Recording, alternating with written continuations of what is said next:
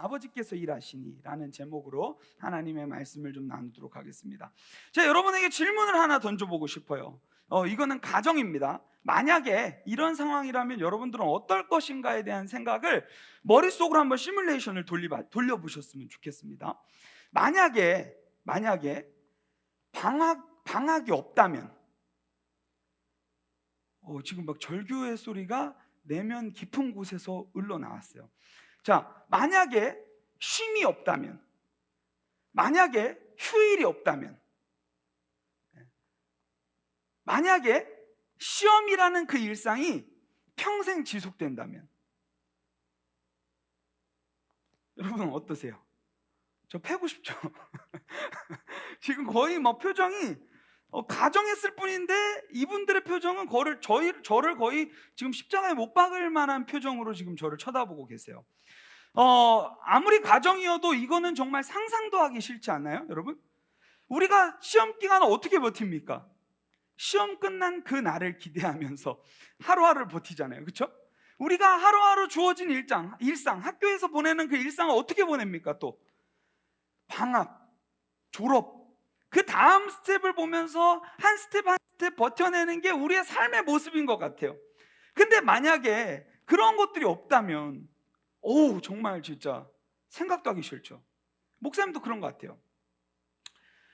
목사님이 왜 이 질문을 던졌냐면요, 제가 이 가정을 던지고 나니까 보이는 게 있더라고요. 그게 뭐냐면, 하나님께서 우리에게 쉼을 주신 것은 은혜구나.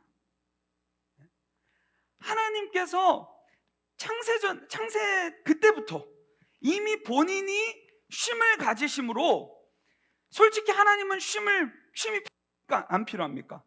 하나님은 쉼이 필요한 존재가 아니에요. 근데 본인이 쉼을 가지심으로 말미암아 뭘 우리에게 주시려고 했던 거예요? 우리에게 쉼을 주시려고 그것을 가지셨다는 말씀을, 이 말씀 가운데서 하나하나들 돌이켜 보니까 이게 너무 큰 은혜가 돼요. 이것 때문에 내가 쉼이 필요하고 내가 회복이 필요하니까 이 쉼을 주셨구나 하는 마음이 너무 간절히 제 안에서 많이 느껴졌어요. 오늘도 그 마음으로 가지고 여기에 예배 나오니까 너무 은혜가 되는 것 중에 하나는 뭐냐면, 만약에 휴일이 없다면 우리가 이렇게 같이 모여서 예배할 수 없을 텐데, 하나님께서 이 날을 거룩하게 구별하시면서 이 쉼을 통하여서 무엇을 누리게끔 우리에게 허락하셨는지를 생각해 보니까 이 예배 자체가 너무 큰 은혜더라고요. 1년에 52번밖에 되지 않습니다. 52번밖에 되지 않는데 정말 이 은혜를 누리면서 내가 진짜 감사한 삶을 살아야 되겠구나 라는 생각들을 했어요.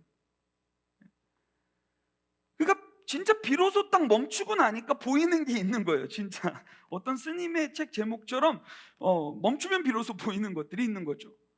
쉬어보니까 이 쉼이 정말 나에게 너무 필요했던 거구나. 근데 하나님이 그것을 아주 오래전부터 예비해 놓으시고 준비해 놓으셨구나 라는 은혜를 누리게 되는 거죠. 아주 유명한 목사님 있어요. 제가 굉장히 좋아하는 목사님인데, 유진 피터슨 목사님이신데, 그분이 무슨 얘기를 했냐면 이 안식에 대한 개념을 설명해 주시면서 이런 얘기를 합니다. 안식일에 우리는 무엇을 해야 하는가? 하나님께서 지금까지 해오셨고 또 지금도 하고 계신 일들을 볼 수 있도록 우리를 떼놓는 시간이 안식일이라는 거예요. 그러니까 여러분들이 여기 와가지고 단순히 오늘 4월 25일 예배드렸다, 뭐 며칠에 예배드렸다 이런 것들로 그냥 끝나는 게 아니라, 여기 와가지고 하나님께서 보게 하시는 게 뭐냐면, 여러분들이 일상 가운데서 지쳐서 바라보지 못했던 내 삶 가운데 살아계신 하나님을 보게 하시려고 지금 여러분들을 세상에서 떼서 여기다 보내셨다는 거예요. 이거 엄청난 사명 아닙니까?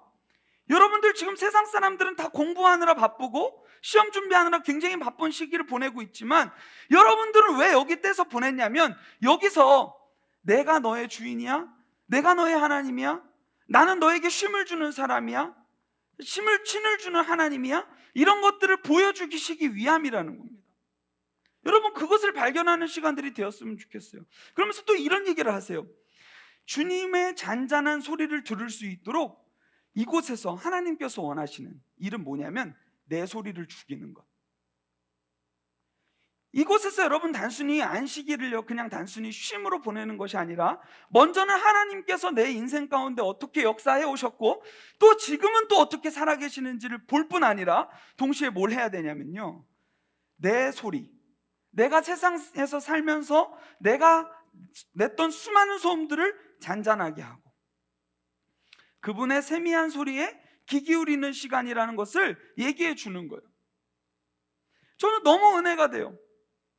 저는 이 안식을 주신 하나님을 생각해 보면 내가 정말 예수님 잘 믿고 있구나, 감사하다.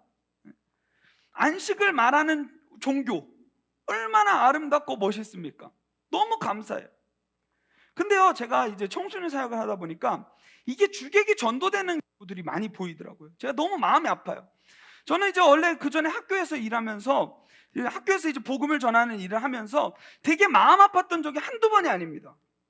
어떤 일 때문에 마음이 아팠냐면 하나님의 마음보다 세상의 소리를 더욱더 크게 듣고 세상이 말하는 대로 사람들이 좀비 끌려다니듯이 끌려다니는, 뭔가 홀려가지고 다니는 모습이 너무 마음이 아파요. 하나님은 여러분들에게 쉼이 필요하고 회복이 필요해서 이 안식을 주셨는데 세상의 가치가 더 중요해지는 거예요.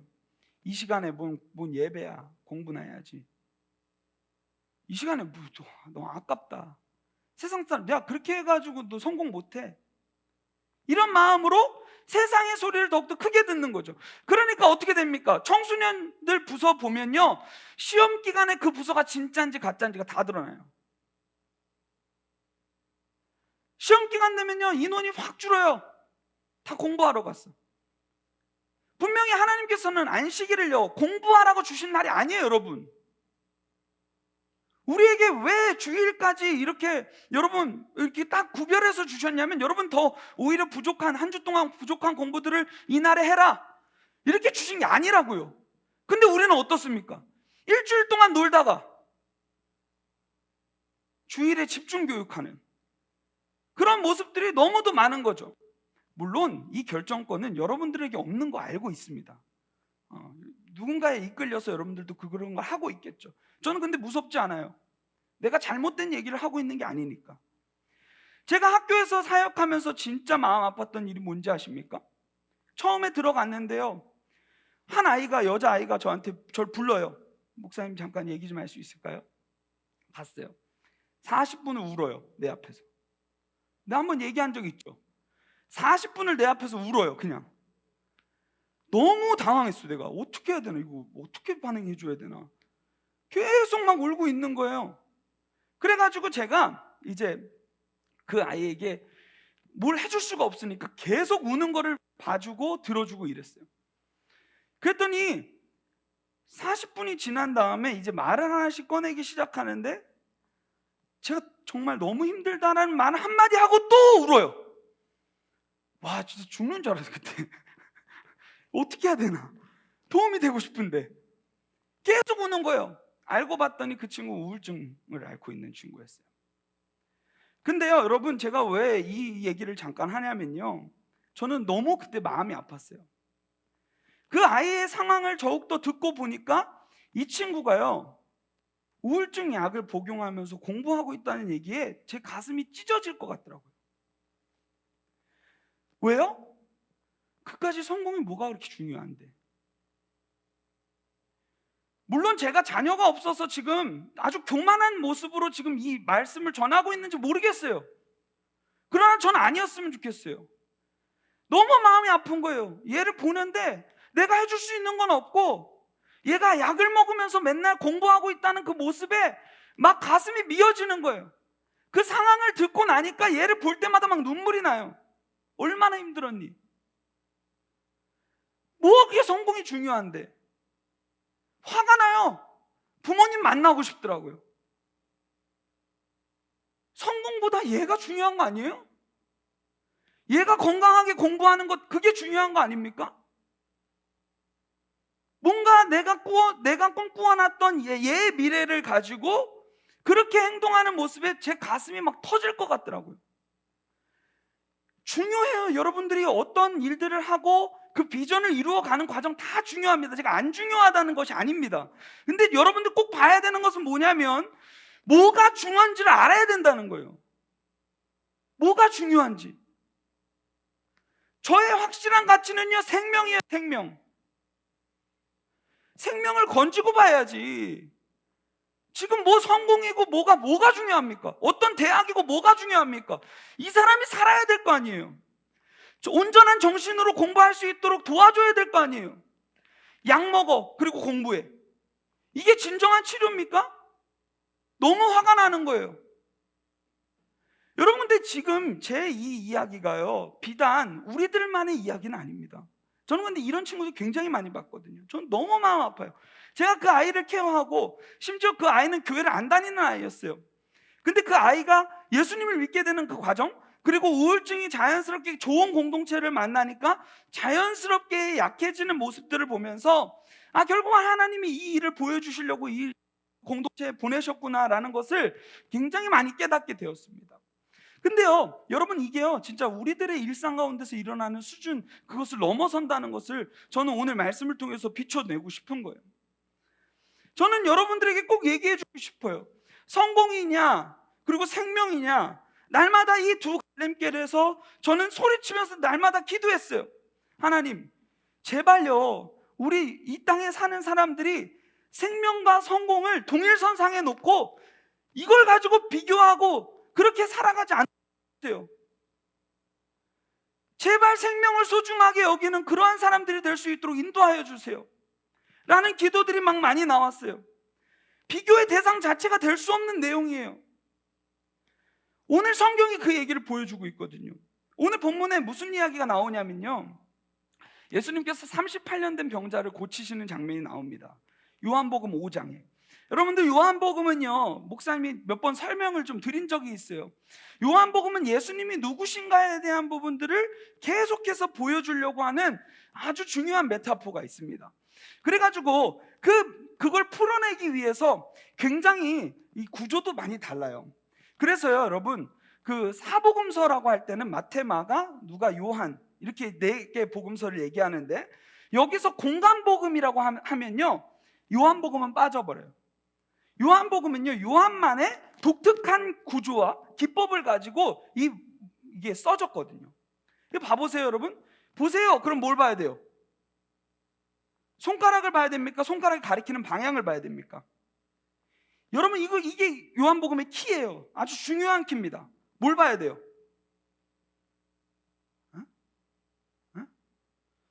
손가락이 가리키는 방향을 봐야 되죠. 손가락이 지금 표지판 역할을 하고 있는 거잖아요. 왜 요한복음에서 표적이라는 단어, 사인이라는 단어를 사용하시냐면요, 이 기적 자체는 표지판 기능을 한다는 거예요. 그러니까 예수님께서 놀라운 일들을 일으키셨어요. 뭐 오병이어 사건도 일으키시고 38년 된 병자도 일으키시고 수많은 기적들을 일으키셨는데, 그게 요거라는 거예요. 요거 뭡니까? 그러면 결국 요거는 표지판인데 뭘 나타내고 있다는 거예요? 예수님이 누구신지를 나타내고 있다는 거죠. 근데 우리는 어떻습니까? 손에만 집중해요. 와, 예수님 짱이다, 예수님 이쁘다, 대박이다, 이런 거에만 되게 최준 상상나였어요.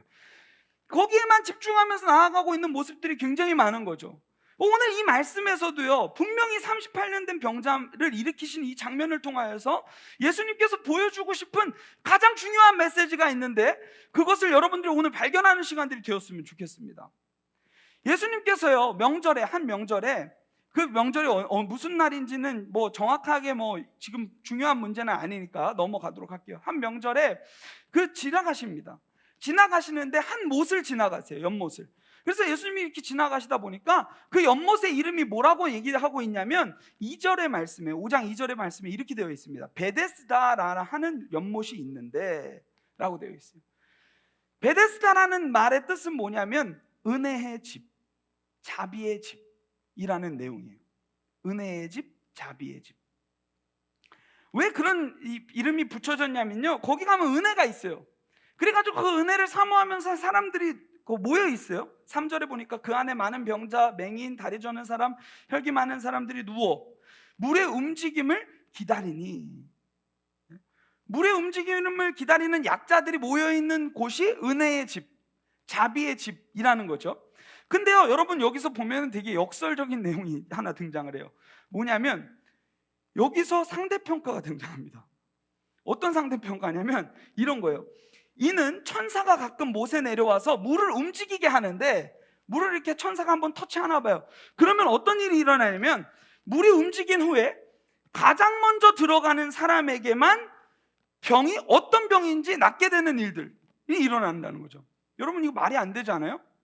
여기 이름은 은혜의 집이에요. 은혜라는 말은 정말 그 대상들을 더욱더 넓혀주고 안아줘야 될 것 같은데, 지금 보니까 한 사람에게만 은혜일 것 같은 그러한 곳이라는 거예요. 은혜의 집인데 전혀 은혜가 없고 자비가 없는 것과 같은 모습들이 나타나는 거예요. 한번 물이 움직이면 거기에 가장 먼저 들어가야만 그 병에서 고침받는 것이 지금 여기의 모습이라는 거죠. 그러니까 지금 여기 38년 된 병자는요, 굉장히 오랜 시간 동안 거기에 앉아 있었던 것 같아요. 근데 제가 이걸 말씀을 시뮬레이션 돌려보니까 굉장히 불쌍해. 생각을 해봐요. 앉아서 계속 침상에 누워가지고 지내는 사람이에요. 그러면 물이 한번 동했을 때 이 사람은요, 거기 물가로 다른 사람들보다 빨리 갈 수 있습니까? 너무 비참하지 않아요, 여러분? 다른 사람들 보니까 설명이 맹인들, 다리 저는 사람, 혈기 많은 사람들이 누워있대요. 거기는 수많은 병자들이 모여있는데 지금 이 사람은요, 왜 38년 됐는지 알 것 같아. 물이 딱 터치가 됐어, 움직였어. 그래서 나가려고 했는데 벌써 들어갔어. 다른 사람이 일어나려고 했는데 몸이 안 움직여. 이미 들어갔어. 그러니까 그 시간들을 보내고 나니까 38년이 흐른 거예요. 얼마나 비참하고 불쌍합니까? 은혜가 없어요. 그 지역의 이름은 은혜의 집이라고 불렸을지 모르겠지만 이 사람에게 있어서는요, 거기는 은혜의 집이 아니거든요. 근데 그때에 예수님께서 이제 가가지고 그 오래된 사람을 보십니다. 그래가지고 뭐라고 얘기하시냐면, 네가 낫고자 하느냐? 6절의 말씀에 이렇게 되어 있어요. 그러니까 7절에 어마어마한 열등의식과 패배의식이 등장을 합니다. 그 병자가 대답하되, 주여, 물이 움직일 때에 나를 보이시지 않습니까? 빨리 들어갈 수 있어요, 없어요? 예수님, 저 빨리 들어갈 수 있어요, 없어요? 못 들어갑니다. 지금 제 상태를 보세요. 근데 이 사람들이 진짜 너무한 게, 나를 못에 넣어주는 사람이 없다. 내가 가는 동안에 다른 사람이 먼저 들어갔다 라는 얘기를 하고 있는 거죠. 그러고 나가지고 예수님께서 놀라운 일들이 일으키십니다. 갑자기, 야, 일어나, 네 자리를 들고 걸어가라. 그러니까 어떻게 되냐면, 이 사람이요, 38년 동안 일어나지 못했는데 은혜의 집에서 은혜를 사모하고 있었는데 그 은혜를 누리지 못했어요. 근데 지금 예수님을 만나고 나서요, 진짜 그곳에서 은혜를 누리게 됩니다. 진짜 자비를 누리게 돼요. 일어나 가라. 어떻게 합니까? 이 사람이 상을 들고 가요. 지금 그 장면이 지금 이 말씀에 일어나고 있는 거예요. 그러면 여러분, 지금 이 상황에서 얼마나 멋있고 감격적인 이야기입니까? 이 말씀을 통해서 우리는 뭘 봐야 되냐면, 예수님은 모든 질병을 치유하시는 분이시구나. 은혜의 집이라는 지명, 자비의 집이라는 지명을 아무리 가지고 있다 한들 그 은혜와 자비를 비춰주지 못했는데 예수님이 우리의 참 은혜이시오 자비이시구나 라는 것을 보여줘야 돼요. 봐야 돼요. 근데 지금 이 사람들의 모습은 어떠냐면요, 지금 그걸 가지고 뭐라고 꿍시렁꿍시렁 거리는 거예요. 왜요? 지금 생명보다 중요한 게 있거든요. 그 사람들 눈에는 생명보다 더 크게 보이는 게 있거든요. 그게 뭔지 아세요? 안식일이라는 규정입니다. 여러분, 안식일에 대한 내용을 여러분 아세요? 우리가 안식일을 이렇게 지킨다고 하는데 유대인들이 안식일을 지키는 방식들을 들어보면요, 여러분 놀랄 만한 게 굉장히 많습니다. 우리는 안식일에 이렇게 편안하게 막 와가지고 이렇게 시간도 보내고 교회에서 시간도 보내고 친구들과 교제도 하고 이런 시간들로 보내지만 유대인들의 안식일은요, 장난이 아닙니다. 진짜 안식일을 문자 그대로 지켜요. 그래서 어떻게 하냐면요, 심지어 그날에는요, 대중교통이 운행을 안 합니다. 지금도 불 났어요? 불도 본인들이 안 꺼요. 안식일에 노동하면 안 되니까. 대박 사건 뭔지 아세요? 엘리베이터가 층마다 닫습니다. 50 몇 층? 필요 없어요. 층마다 닫아요. 나는 이거 보면서 되게 많은 생각을 했어요. 유대인들도 진짜 그 감정 노동이 더 심할 것 같은 거예요. 나는 이게 버튼을 안 누르려는 그 노동을 안 하려고 모든 층을 안식일에 다 쓰게 하는데, 어머, 이제 40층이야. 이 감정 노동이 더 심할 것 같다는 생각들이 막 많이 드는 거죠. 네. 그런 것들 다 있어요. 하지 말아야 될 것들에 대한 규율이 엄청나게 많습니다. 가스레인지도 안 켜요. 그래서 미리 플레이트 같은 거를 미리 준비해가지고 거기다가 타이머를 맞춰가지고 떡을 계속해서 이렇게 따뜻하게 온기를 유지하고 이런 일들을 합니다. 그 안식일에 먹을 거는요 미리 또 준비해요. 네? 차 거의 안 다닙니다. 근데 또 걷는 건 가능해. 근데 멀리 가면 안 돼. 요런 이제 규율들이 굉장히 많다는 거예요. 저는 보면서 이게 뭘까? 근데 지금 이런 사람들이 와가지고 책 잡으려고 예수님이 하시는 일들을 보는데, 여러분, 저는 이게 진짜 이 말씀이 의도했다는 것, 예수님이 의도했다는 것이 정확하게 보여주는 것 중에 하나는 뭐냐면, 예수님이 안식일 전에 가셔도 됐잖아요. 안식일 전에 고쳐도 됐잖아요. 안식일 후에 가서 고쳐도 됐잖아요. 근데 지금 왜 굳이 안식일을 택하여서 예수 일을 하셨냐는 거예요. 왜입니까? 안식일의 주인이 누구인지를 보여주기 원한 거예요. 그리고 안식일에 하나님께서 가장 원하시는 일이 무엇인지를 보여주시고자 하는 거예요. 그 하나님의 마음을 지금 비춰주고 싶어가지고 지금 예수님은 지금 이 일을 하고 있는 거죠. 제가 그 서두에 얘기했던 그 우선순위의 문제에서 지금 봉착해 있는 거예요. 저는요 여러분들이 성공했냐 안 했냐보다 저는 여러분들의 존재 가치가 더 중요하다고 봅니다. 본질이에요, 여러분. 여러분들이 뭔가를 이루고 와가지고 나한테 와가지고 얘기하는 것 기쁠 수 있죠. 근데 그것보다 가장 기쁜 건 뭔지 아세요? 여러분들이 나한테 찾아왔다는 거예요. 여러분 존재 자체예요. 근데 그걸 누가 모르냐면 여러분만 몰라요. 여러분들의 자체의 소중함, 여러분들의 자체의 그 기쁨, 여러분들만 모르더라고요. 저는 여러분들의 생명이 더 중요하다고 봅니다. 여러분 힘들 것 같으면요, 제가 다 얘기해 줄게요. 여러분들 힘들 것 같으면요, 목사님한테 찾아오세요. 목사님 어떤 상태인지를 정확하게 진단하고 또 도움도 받아가지고 여러분들 도울 거예요.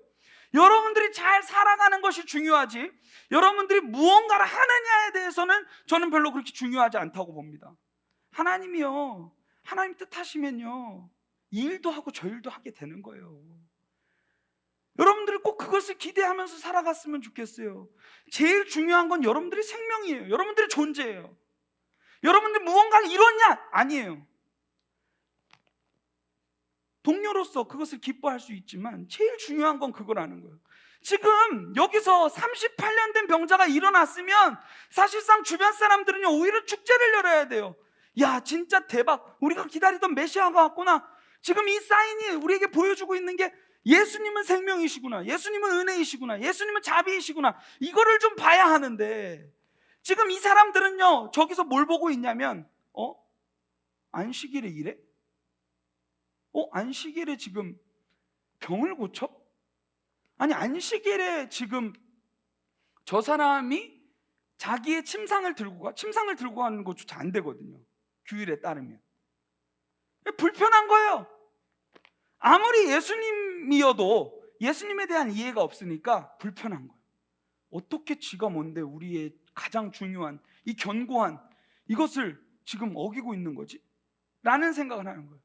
유대인들에게는요 안식일 자체가 거룩한 날입니다. 그래서요 이 거룩한 날을 지키기 위해서 율법이라는 게 존재하고, 마치 어떤 모습이냐면 이 율법을 지키는 모습이 사람이 안식일을 위해 존재하는 것처럼 살아가요. 그들은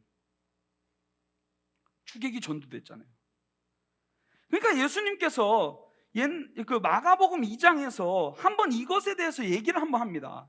어떤 얘기를 하냐면 2장 23절부터 보면요, 안식일에 예수께서 밀밭 사이로 지나가실세라는 말이 나옵니다. 안식일에 예수님께서 제자들이랑 밀밭 사이로 지나가는데 제자들 겁나 배고팠나 봐요. 그래가지고 여러분들 그 수업 시간에 막 이런 거 많이 하죠. 이렇게 먹고 이렇게 안 먹은 척하고 이거 많이 하죠. 지금 그 제자들이 성경 진짜 기가 막혀. 어떻게 그럼 우리의 이 본성을 다 알아? 어떤 일이 일어나냐면 안식일에는요 뭔가를 출수하면 안 돼요. 근데 지금 이 제자들이 겁나 배고팠나 봐요. 그래서 예수님 따라가는데 예수님은 먹을 걸 안 줄 것 같고 이러니까 어떻게 하냐면 뒤따라가 난 좀 천천히 갈게 먼저 가세요 이런 다음에 뒤에서 밀밭 지나면서 밀을 이렇게 해가지고 이렇게 딱 넣었어. 근데 그 모습을 저 멀리서 한 부류가 책 잡으려고 지켜보고 있었던 거예요. 대박, 지금 안식일에 지금 추수해서 뭘 먹어? 이 이야기를 하니까 예수님께서 뭐라고 얘기하냐면요 27절에 이렇게 얘기합니다. 마가복음 2장 27절입니다. 안식일이 사람을 위하여 있는 것이지 사람이 안식일을 위하여 있는 것이 아니다.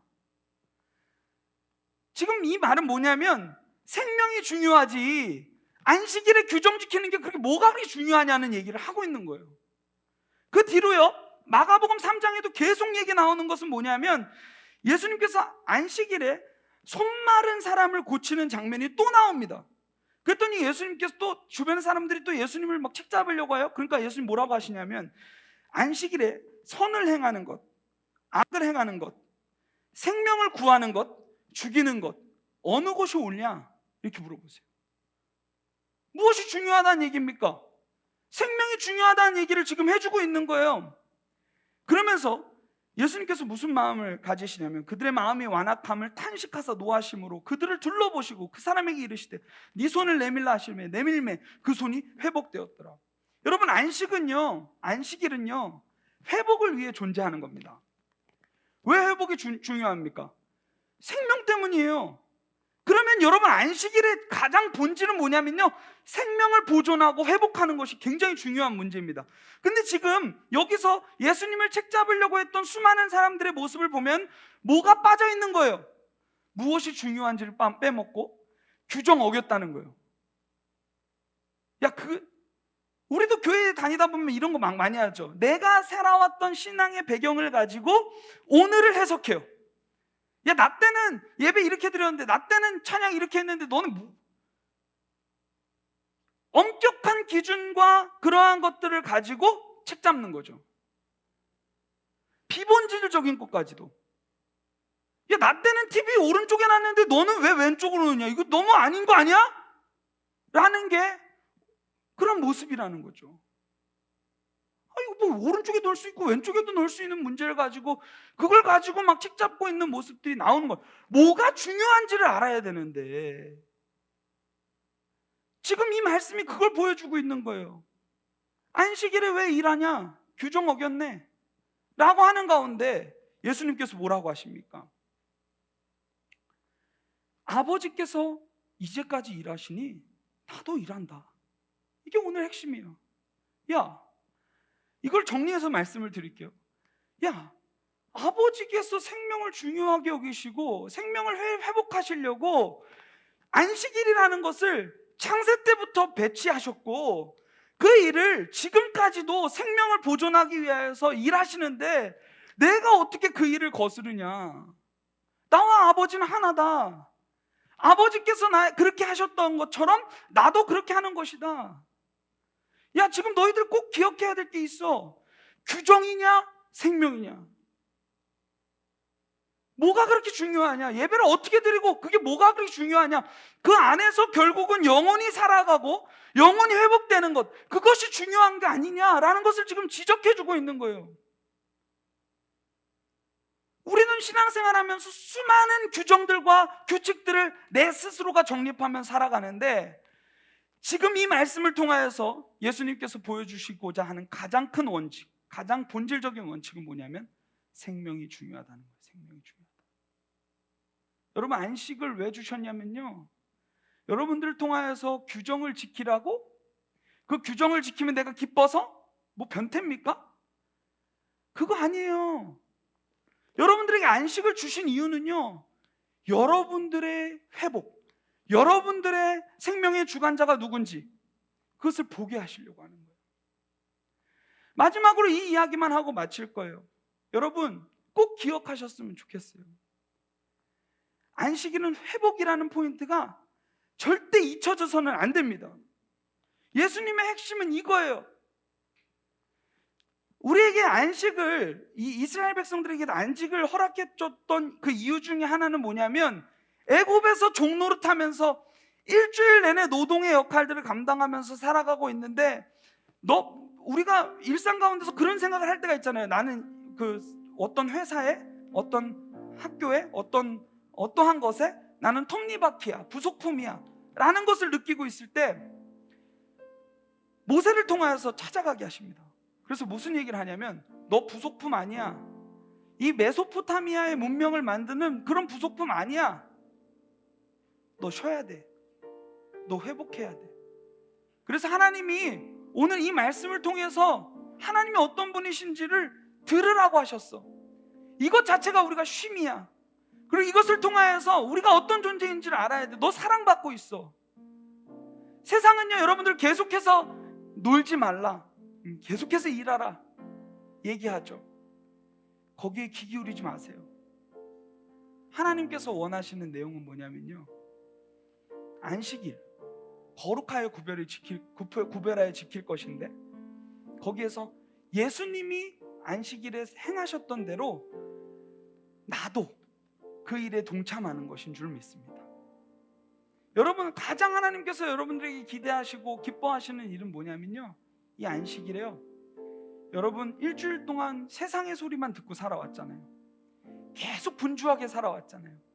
거기에 잠시 귀를 닫고요, 하나님이 나를 얼마나 사랑하시고, 나를 얼마나 사랑하셔서 지금까지 어떻게 인도하셨고, 지금 나에게 무엇을 얘기하시는지를 귀 기울이는 시간이 되어야 돼요.